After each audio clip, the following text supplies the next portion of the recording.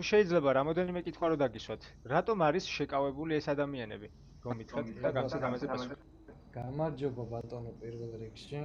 პიროვნებები მოგეხსენებათ რომ არის LSPD-ის წარმომადგენელი სვატის დანაყოფიდან და არის შეკავებული პირველი კარის 174 მუხლის თანახმად რაც არის ესე ვთქვათ მოქალაქისგან ქრთამის აღების დანაშაული.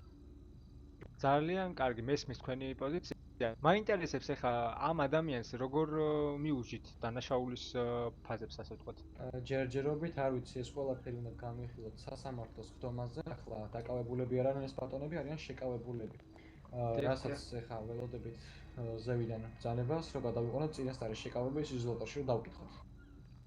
ანუ თვითონ ის ბატონიც მეკავთ დასაკითხად, ვინც უშუალოდ ქრთამის აღების მონაწილე იყო, ვისაც თხოვდნენ ქრთამს. რა თქმა უნდა. აჰა, გასაგებია, მადლობა დიდი. თქვენი აგენტები ბრძანდებიან ესენი, ხომ? როგორც ხედავ. კი. კარგი, ძალიან კარგი მობილიზება არის ნამდვილად. მადლობა დიდი. მადლობა თქვენ ბატონებო. გასვლის კადრი. შო? აი, წავედი ხა LSPD-ში. კარგი. Let's go. ბატონო აგენტო,